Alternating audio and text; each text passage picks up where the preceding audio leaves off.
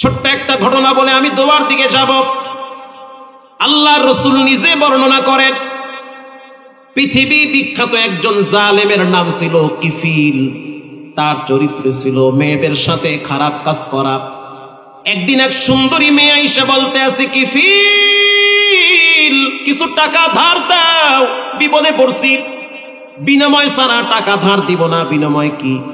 বলে তোমার দেহটা আমাকে বিলিয়ে দিতে হবে। বলেন নাউজুবিল্লাহ। মেয়েটা এবার চিন্তা করে দেখলো নিরুপায় হয়ে গেছি, দেওয়ালে পিঠ ঠেকে গেছে। যাও, আমি রাজি হয়ে গেলাম, দরজা জানলা শক্ত করে লাগায় দাও, কেউ যেন আমাদেরকে না দেখে। এবার মেয়েটা চলে গেল কিফিলের বেডরুমে, দরজা জানলা সব লাগায় দিছে। মেয়েটা বলতে আছে, কিফিল সমাজে একটা আমার মর্যাদা আছে, আমি বংশীয় মেয়ে, পরিস্থিতির শিকারে তোমার রুমে আসছি, একটা ছিদ্র দিয়ে যেন কোনো মানুষ বা কেউ যেন না দেখে। কিফিল বলতে আছে, ভয়েতে তো কেউ আমার ঘরে তাকাবে না, কারণ সবাই আমারে ভয় পায়, আমি ত্রাস সৃষ্টি করি। 2 নম্বরে একটা ছিদ্র নাই, গাছের পাতা চিরে চিরে ছিদ্রগুলা সব আটকায় দিছে। এবার কিফিল মেয়েটার শরীর থেকে কাপড় খুলে ফেলাইছে। কিফিল মেয়েটার দেহের উপরে যখন বসে পড়ল, তখন মেয়েটার চোখের অশ্রু বায়া বায়া মাটি স্পর্শ করতেছে। কিফিল বলতে আছে, কেন কাঁদো? মেয়েটা বলতে আছে, আমি কাঁদি না, কে যেন আমারে কাঁদায়। কে তোমারে কাঁদায়? বলে ইন্নী আখাফুল্লাহ, আমার রবের ভয় আমার কলিজাটা ভেঙ্গে তছনছ হয়ে গেছে। কিফিল পৃথিবীর কেউ যদি নাও দেখে, আমার রব তো তোমারে আমারে দেখে। এই মাটির নিচে তোমার দাদারে শোয়ায় দেওয়া হয়েছে, তোমার বাপরে শোয়ায় দেওয়া হয়েছে। এমন একটা দিন আসবে, তোমারেও রাখবে আমারেও রাখবে। আর এই মাটি কিন্তু ভালো না, গুনাহ নিয়ে কবরে গেলে 2 পাশের মাটি এমন জোরে চাপ মারবে, হাড্ডিগুলো ভেঙ্গে চুরমার হয়ে যাবে, ভয়ঙ্কর একটা জায়গা কবর। বলার সাথে সাথে কিফিল বলতে আছি, যাও, তোমার সাথে আমি খারাপ কাজ করব না, ধৈর্যের সহিত নিজেকে খারাপ কাজ থেকে বাঁচায় রাখলাম। যাও, তুমি চলে যাও, আমি এই কাজটা করব না। মেয়েটা এবার চলে গেল। যাওয়ার সময় বলতে আছে, মালিক এত মানুষকে আপনি হেদায়েত দেন, কিফিলরও হেদায়েত দিয়েন। জঘন্যতম একটা পাপ করার সময় সে ধৈর্য ধরে নিজেকে সেভ করেছে, আল্লাহ তৎক্ষণিক পুরস্কার দিতেছে। কখনো কখনো আল্লাহর বান্দার পুরস্কার নগদে দিয়ে দেয়। এবার কিফিল গোসল করে ফ্রেশ হয়ে বাইতুল মুকাদ্দাসের দিকে ফিরে 2 রাকাত নামাজ পড়েছে। চোখের পানি ছেড়ে দিয়ে বলে, আল্লাহু হাজিরিন আল্লাহু নাজিরিন, তুমি হলা রহমান, আমি হইলাম জালেম, তুমি হইলা গফফার, আমি হইলাম নেমুখ হারাম। তোমার নুন খাইয়া আমি গুণ গাই নাই, তোমার দেওয়া নেয়ামত ভোগ কইরা আমি নাফরমানি করছি। হাওয়া বাতাস দিয়ে তুমি আমারে বাঁচায় রাখছো, কিন্তু আমি তারপরও খারাপ রাস্তায় ছিলাম। এখন আমি বুঝতে পারছি জাহান্নামের আগুন বড় কঠিন, কবরের শাস্তি বড় কঠিন। যদি আমারে ক্ষমা করে দাও, আল্লাহুস সামাদ, তুমি কারো কাছে ঠেকা না, সবাই তোমার কাছে ঠেকা। চাইলে মাফ করতে পারো, চাইলে শাস্তিও দিতে পারো। আল্লাহ বলে, আজরাইল এই অবস্থায়, তওবা করা অবস্থায় তার জানটা কবজ করে ফেলো। জান কবজ হয়ে গেছে, নিথর দেহটা মাটিতে পড়ে আছে। এলাকার মানুষ বলতে আছে, কিফিল মারা গেছে, ওর কবরে লাশ রাখা হবে না, গাঙ্গে ভাসায় দাও। আল্লাহর এত মায়া, দরওয়াজার সামনে লেখা উঠায়া দিছে, কদ গফারাল্লাহু লিল কিফিল, পৃথিবীর মানুষ আমি রব কিফিলকে ক্ষমা করে দিয়েছি। ইয়া আইয়ুহাল্লাযীনা আমানুস্তাঈনু বিস-সাবরি ওয়াস-সালাহ, আল্লাহর কাছে যদি সাহায্য পেতে চান, 2টা জিনিসের মাধ্যমে সাহায্য চাওয়া লাগবে। 1 নম্বরে নামাজ, 2 নম্বরে ধৈর্য। নামাজও লাগবে, ধৈর্য লাগবে। এই 2টা জিনিসের বিনিময়ে সাহায্য চাইতে হবে কার কাছে? রাগ করবেন না, সন্তান যদি না হয় মাজারে গিয়া সেজদা দিলে জীবনে সন্তান পাবেন না। কারণ সন্তান দেওয়া না দেওয়ার মালিক কোন ফকির বাবা, কেবলা খাবা দাদা বাবা খাজা বাবার ক্ষমতা নাই, ক্ষমতা একজনের, তিনি কে? লিল্লাহি মুলকুস সামাওয়াতি ওয়াল আরদ ইয়াখলুকু মা ইয়াশাউ ইনাসান ওয়া ইয়াহাবু লিমান ইয়াশাউ যুকুর। সন্তান কাউকে আল্লাহ মেয়ে দেয়, কাউকে ছেলে দেয়, কাউকে ছেলেও দেয় না, কাউকে মেয়েও দেয় না, যা ইচ্ছা তাই করে। কাউকে প্রতিবন্ধী দেয়, কাউকে সব ঠিক রাখে, কিন্তু বাক স্বাধীনতা দেয় না, মানে বাক প্রতিবন্ধী বানায়। বলেন এই সব কিছু করণেওয়ালার জাত একজন, তিনি হলেন কে? আল্লাহর কাছে সাহায্য চান। আল্লাহর কাছে সাহায্য চাইলে তিনি বান্দারে কখনো ফিরাইয়া দেয় না। পৃথিবীর সমস্ত নবীরা রবের কাছে সাহায্য চেয়েছে। আপনার আমার একজন পরিচিত নবী, আপনার আমার বাবা আদম নবী। আল্লাহ যখন তাকে জান্নাত থেকে বের করে দিলেন দুনিয়ায়, একদিন আর 2 দিন না, বছরকে বছর তিনি চোখের পানি ছেড়ে কেঁদেছে। কানতে কানতে কানতে কানতে আদম নবীর গালে দাগ পড়ে গেছে। কারণ আদম নবী তো চোখ দিয়া জান্নাত জাহান্নাম দেখছে, আল্লাহর আযাব সে চোখ দিয়া দেখে আসছে। তার ভিতরে আল্লাহর ভয় কম না বেশি? এবার রবের দরবারে 2 হাত তুলে কান্দা শুরু করছে। রব্বানা যালামনা আনফুসানা ওয়া ইল্লাম তাগফির লানা ওয়া তারহামনা লানাকুনান্না মিনাল খাসিরিন।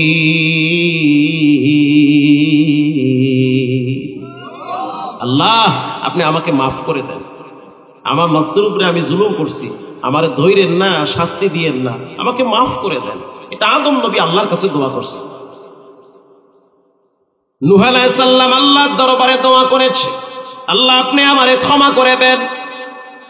শুধু তাই নয়, ইব্রাহিম নবী তার বাবার জন্য দোয়া করেছে, সাআস্তাগফিরু লাকা রাব্বি ইন্নাহু কানা বি হাফিয়া। আয় আমার রব, আমার আব্বারে মাফ করে দেন। আল্লাহু আকবার, আব্বারে মাফ করে দেন। কিতাবুজ যুহদ ইমাম আহমদ ইবনে হাম্বল লেখেন, দাউদ আলাইহিস সালাতু ওয়াস সালামকে রব্বুল আলামিন একদিন বলেন, দাউদ তুমি আমার ভয়েতে এত কেন কান্না করো? দাউদ নবীর চোখের পানিতে একটা বাগান হয়ে গেছে। আল্লাহ বলেন, দাউদ কি চাও? তোমারে তো আমি রাজত্ব দিয়েছি, অনেকগুলা বিবির স্বামী বানাইছি, সন্তান দান করেছি, সম্পদ দিয়েছি, এরপরও কেন কাঁদো? কি চাও? দাউদ নবী বলতে আছে, আল্লাহ আমি চাই আপনি আমাকে নিজ গুণে ক্ষমা করে দেন। শুধু তাই নয়, মুসা আলাইহিস সালাম রবের দরবারে বলেন, ইন্নী তুবতু ইলাইক, আয় আমার রব আমি আপনার কাছে তওবা করতেছি। যে যারে চিনে সে তারে মানে, যে যারে চিনে না সে তারে মানতে চায় না। যে যাকে চিনে সে তাকে মানে, তার কথা শোনে। যে যারে চিনে না সে তার কথাও শুনতে চায় না, মানতে চায় না। নবীরা আল্লাহরে যেই পরিমাণ চিনছে আমরা সেই চিনতে পারি নাই, এজন্য তাদের কলিজায় রবের ভয় কম না বেশি? ইউনূস আলাইহিস সালাতু ওয়াস সালাম যখন মাছের পেটে গেলেন, তখনও তিনি রবের দরবারে চাইছে, লা ইলাহা ইল্লা আনতা সুবহানাক ইন্নী কুনতু মিনাজ যালিমিন। আয় আল্লাহ আপনি আমাকে মাফ করে দেন, আমি আমার নফসের উপরে জুলুম করেছি। আল্লাহ বলেন, ফাস্তাজাবনা লাহু ওয়া নাজ্জাইনাহু মিনাল গাম ওয়া কাযালিকা নুনজিল মুমিনিন। এভাবে যদি আমার কাছে বিপদে পড়ে চাও, সাহায্য চাও, বলেন বিপদ উদ্ধার করে দিবেন কে? শুধু তাই না, আপনার আমার প্রিয় নবী সে রবের কাছে কেমনে চাইছে শুনেন। অন্ধকার রাত, মা আয়েশা বলেন, আমি আর নবী একই বিছানায় শুয়ে আছি, হঠাৎ আমার হাতের ভিতরে মনে হইতে আছে পানি আজ করলাম। মা আয়েশা বলেন, বুখারীতে আসছে, আমি মনে করলাম মস্কের পানিগুলো বুঝি বায়া বায়া পড়তেছে, কিন্তু তাকায়া দেখলাম মস্কের পানি পড়ে নাই, মস্কের পানি ঠিক আছে। আমি ঘুম থেকে জাগ্রত হয়ে তাকায়া দেখতেছি রাহমাতুল লিল আলামিনের চোখের পানি বায়া বায়া বায়া বায়া বায়া বায়া পড়তেছে, আর ওই পানি আইসা আমার হাতে লাগছে। আমি তখন উযু বানাইয়া আবার ঘরে প্রবেশ করলাম। এরপরে আমি তাকায় দেখতেছি আল্লাহর হাবিব সিজদায় পড়ে চোখের পানি ছেড়ে কান্দে। আমি আয়েশা টেনশনে পড়ে গেলাম, রাসূলুল্লাহ পা নাড়ায় না, বডিও নড়ে না। আমি মনে করলাম জানান্তু হাত্তা কাবদাতার রূহাহু, হয়তো আল্লাহর নবী সিজদার ভিতরে মারা গেছে। আমি আয়েশা রাসূলুল্লাহর পায়ের ভিতরে আস্তে করে একটু লাগাইলাম, দেখলাম রাসূলুল্লাহ পাটা নাড়া দিয়েছে। এরপরে মাথা উঠাইলাম, এরপরে লম্বা সময় বসে বসে বিভিন্ন তাসবিহ পড়ল। এরপরে রাহমাতুল লিল আলামিন ডানে বামে সালাম ফিরাবার পর আমি তাকায় দেখলাম রাসূলুল্লাহর চোখে অশ্রু বায়া বায়া, দাড়ি ভিজে, জামা ভিজতেছে। আমি প্রশ্ন করলাম, মা ইউবকিকা ইয়া নবিয়াল্লাহ, কেন কাঁদেন, কি হয়েছে? আল্লাহ আপনার পিছনের সব গুনাহ মাফ করে দিয়েছে, সামনেও কোনো পাপ নাই, পিছনেও কোনো পাপ নাই, আপনি বেগুনাহ মাসুম। তারপরও আপনি কেন এত ভীত সন্ত্রস্ত, আপনি কেন এত টেনশন ফিল করেন? আল্লাহর নবী বলেন, আফালা কুনু আবদান শাকুরা, আমি কেন আল্লাহর শুকরগুজার বান্দা হব না? আয়েশা শুনে নাও, আমি আমার রবকে যেই পরিমাণ চিনি তোমরা ওই পরিমাণ চিনো না। আল্লাহর ডরে আসমান জমিনও কান্দে। আল্লাহু আকবার। এজন্য আল্লাহর কাছে সাহায্য চান। ইস্তাঈনু বিস-সাবরি ওয়াস-সালাহ। হে যুবক, যতই বিপদে পড়ো নামাজ ছাড়া যাবে না, যত পাপ করো নামাজ ছাড়া যাবে না। যেই বন্ধু বান্ধব নামাজ পড়ে না ওদের সাথে উঠা বসা কমায় দিতে হবে। যেই বন্ধু বান্ধব তোমার মোবাইলে খারাপ ছবি পাঠায়, তোমারে বলে বান্ধবীর সাথে কদ্দুর লাইনা গাইছো, মনে করবা সে বন্ধু না, বন্ধুর ভেসে দুশ্মন। যে বন্ধু বান্ধব তোমারে পাবজির দিকে ডাকে, ফ্রি ফায়ার আর টিকটকে ডাকে, সে বন্ধু না, তোমার বংশে চুলকানি লাগাইতে চায়, তোমার আব্বার সম্মান নষ্ট করবে। যেই বন্ধু বান্ধব তোমাকে খারাপ ছবির দিকে ডাকে, যেই বন্ধু বান্ধব তোমাকে মসজিদ থেকে দূরে সরায় দেয়, কসম আল্লাহর, আজ বুঝবা না, বুঝবা কাল, কপাল থাবড়াবার দিবা গাল। এখন বুঝবা না, পরে বুঝবা। এজন্য যে অবস্থায় থাকো, যেখানেই থাকো, যা কিছু করো না কেন, নামাজ ছাড়া যাবে না, কারণ নামাজ হলো শ্রেষ্ঠ ইবাদত। অনেকে বলে, হুজুর আমি তো অনেক বড় অপরাধ করেছি, তারপরও নামাজ পড়ো। হুজুর আমি মিথ্যা বলি, বলো, তারপরও নামাজ পড়ো। হুজুর আমি জেনা করি, করো, তারপরেও নামাজ পড়া লাগবে। হুজুর আমি হারাম খাই, খাও, তারপরও নামাজ পড়া লাগবে।